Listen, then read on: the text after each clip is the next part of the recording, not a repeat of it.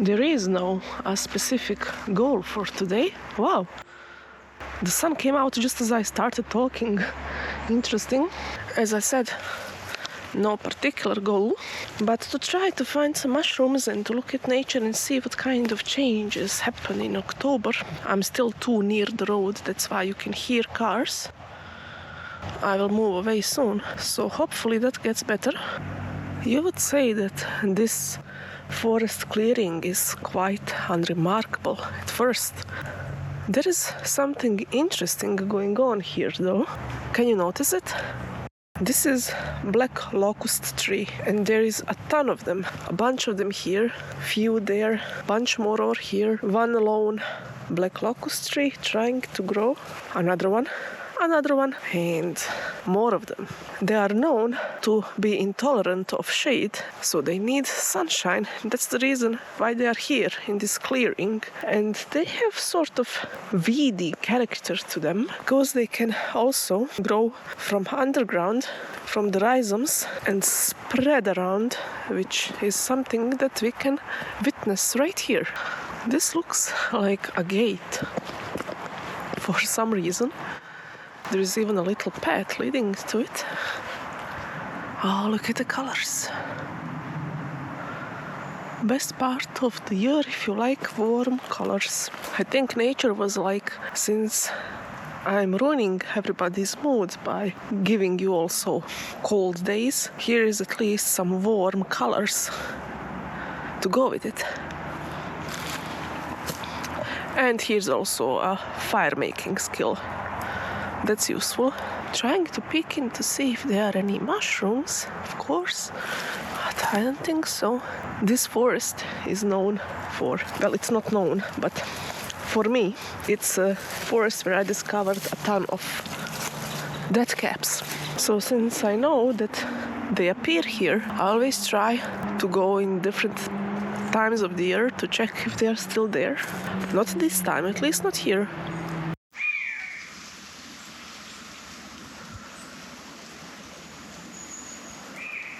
Just by looking at the sky and sunshine and everything, you wouldn't really think what's coming. And what is coming is a storm in a couple of hours with thunder and everything else. Something I do really enjoy, and I'm sure a lot of others as well. Not going to go this road today. We'll turn back and go deeper into forest. I really hope that the storm does not catch me, but if it does, I have a way to cover myself.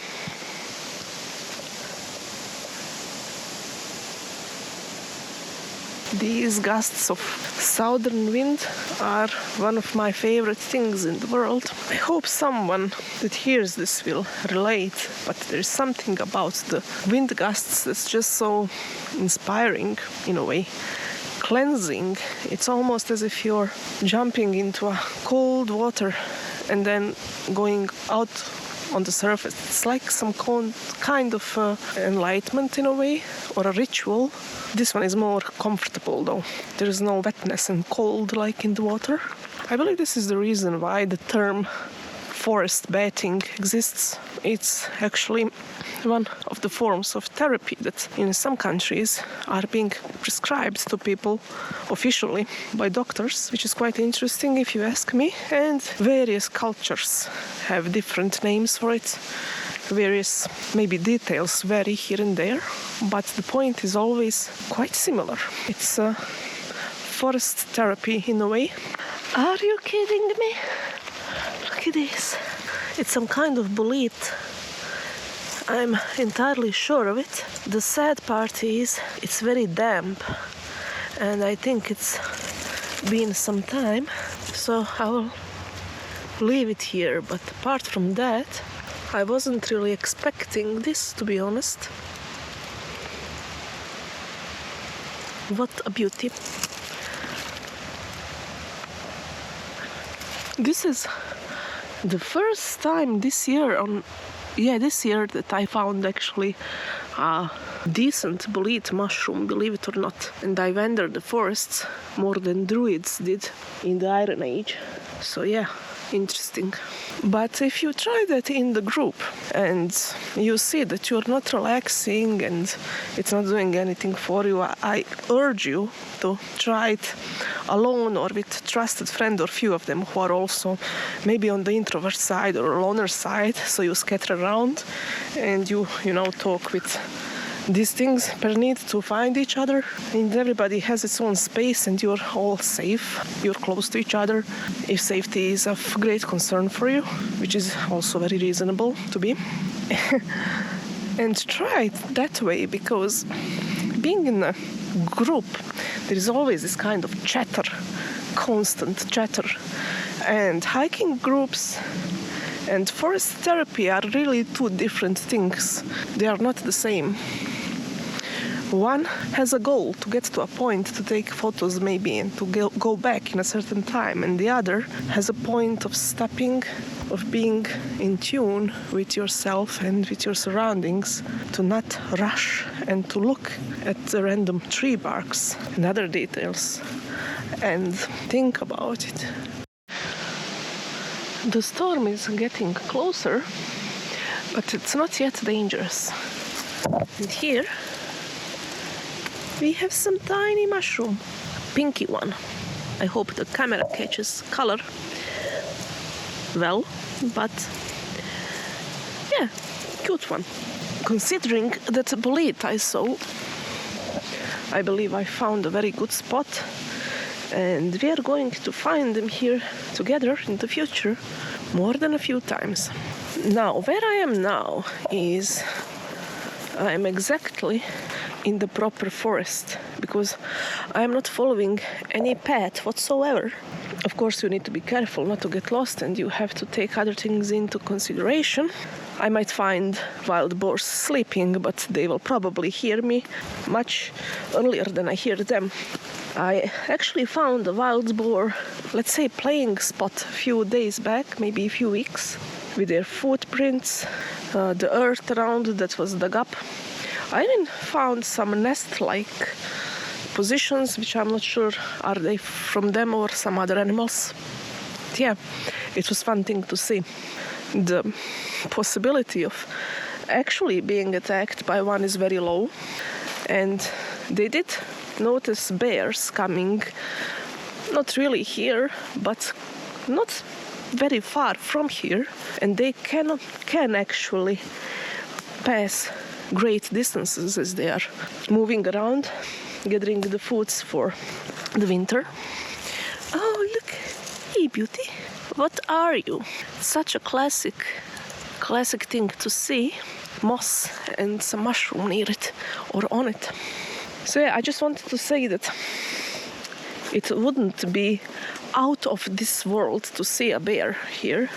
They weren't present some time back, but now they are coming here, and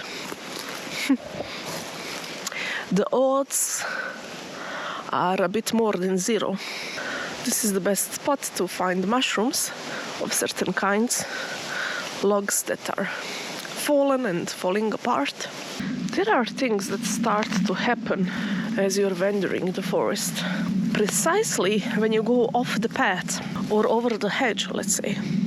And if you're not in tune with this and not at peace or alone or with trusted people when you are doing it, you probably won't know what I'm talking about right now, because you have to feel it to know it. There are thousands of species of this kind of mushrooms, so I really don't know which one this is. Maybe Mycena, if I am pronouncing it correctly, Mycena genus. They do tend to grow from clusters like this on fallen logs from the decaying wood directly. So they are a good candidate, but it could be something similar. Oh, look at you hiding there. Hello. It's a whole colony of them here, entire family clan. Well, now I am actually following some kind of forest path. Camera is terrible in catching these things. So let's go over, because who cares about paths? As I said, one of the first rules of hiking is do not go off the trail. But as I said, hiking and forest therapy related things are two different things. Here, walking off the trail is something you should do, having all the usual safety measures. Look, this is the beauty, the sweet chestnut tree, and this is the sweet chestnut without any nuts inside. It's a bit over for them. It's a baby tree. It's a teenager, maybe a child in trees terms. If you're curious about how to recognize them and how to forage for them, you can look at the video I recorded for October foraging, and there is a new one for November coming up, if you're into those things. As far as sweet chestnuts go, they are not really scattered in all regions because they need certain climate, and you are more likely to find in some areas of the world than the others, but depending on where you are, you might get lucky. Trying to find the path of least resistance here, even though I'm not on any of the paths.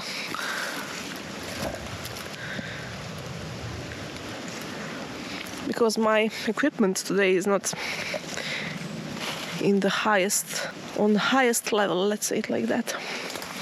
So don't want to get wet or torn with branches too much. Oh, this is the road visible here. Interesting. Nah, boring. Let's go back. Even that is too much civilization for me. At this point, I am a corporate worker on the weekends. I need to be in the middle of the jungle to recharge. Okay, here we are again with our little log friend and our family clan of mushrooms going from it. Let's go here, see what this is all about. Interestingly, I found that bolete right at the start of my adventure here, and then as I tried to go further away, it stopped happening. I didn't encounter any more of them. That's just my luck with boletes. When I get home from this trip, I will have to take the branches out from my hair. Let's go here. Let me tell you the story of my stupidity. I thought I found another bolete, but actually I found the same one, just from the other side. Incredible. Sometimes I wonder, how did my ancestry line of genes survive so far? All of these could be sweet chestnut leaves or something, maybe something else. Not many sweet chestnuts around here. Oh yes, I was wrong and right at the same time. Sometimes that happens. I found a mushroom heaven without mushrooms. The road again. Kind of road. I can hear dogs barking in the distance, or dogs if you want to be using words that do not exist. I'm not sure if they're coming from the villages around or from the hunting dogs. Hey, what is your story? Growing from top of the decaying branch with a little friend. On the road again. I don't know any of the other words. On the road again. The road again. On the road again. On the crossroads. Interesting.